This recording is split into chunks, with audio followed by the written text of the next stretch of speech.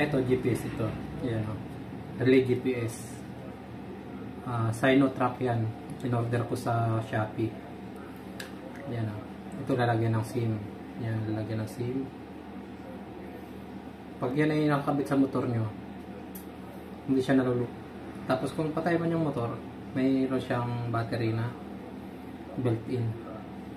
Tapos pag binuksan nyo ulit yung motor, at ano, yung halimbawa medyo nalulubat na siya, mag-charge ulit siya.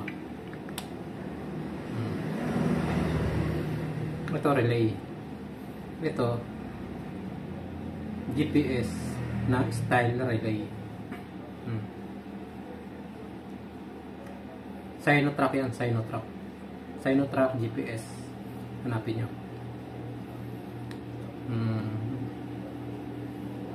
Ito, itong red ng GPS, i-connect nyo sa red ng GPS, pagsamahin nyo sa kanong green ng GPS.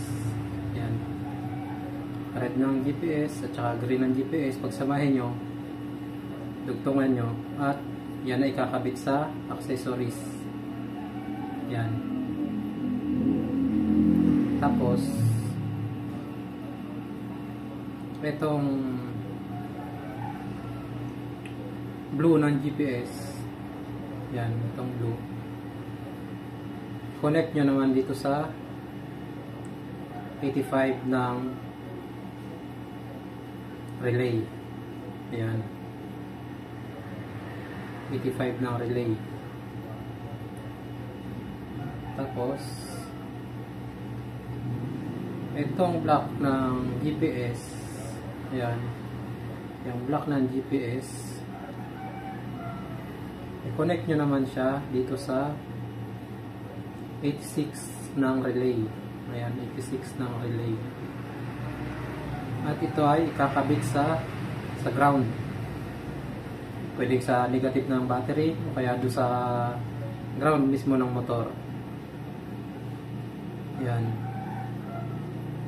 Tapos ito ay doon sa kill switch, itong dalawa na to. Hindi ko na inano yan kasi mahirap, masilan yung Yamaha eh. Tama na yung ano lang, location lang yung makuha ko.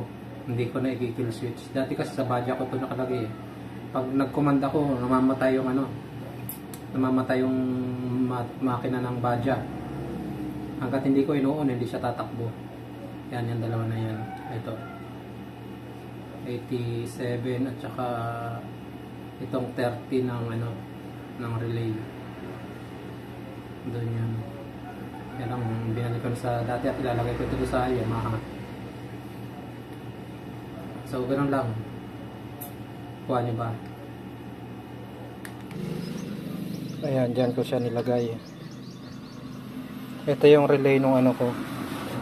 Yung dalawang nandyan, relay ng MDL. Tapos maluwag pa, ilagay ko naman yung relay ng relay at saka yung relay, GPS relay. GPS, tapos relay. Ayan. Kailangan na alisin nyo muna yan para makuha nyo yung fuse. Para may kabit nyo doon sa fuse. Tsaka kailangan, para hindi siya mag-check engine, kailangan naka-off yung susi. Ayan. Unahin nyo, alisin yung negative, positive, para may kabit nyo doon yung accessory sa fuse. Ito yung fuse nya eh.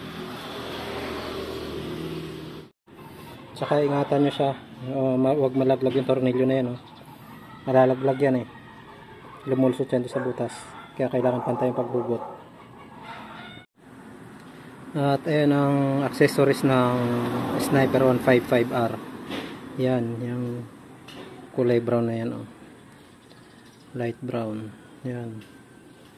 Bali pang ilang yan. Una, yung malaking pula. Pangalawa, yung red na may stripe na blue.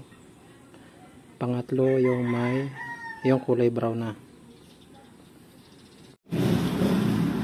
Ayan. Doon mo ikabit sa maliit na kulay brown. Doon nyo ikabit yung accessories nya. malaking red na may stripe na blue, tsaka brown.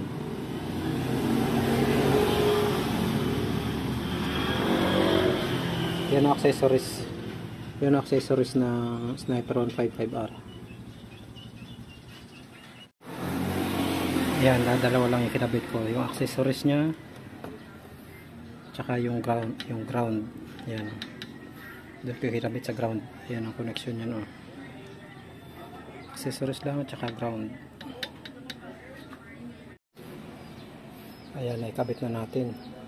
Testing. Yan.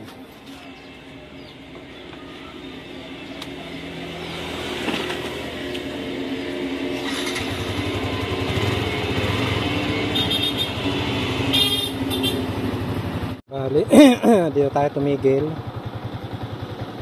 sa Angel's Nature Spring. Ayan o, Angel's Nature Spring.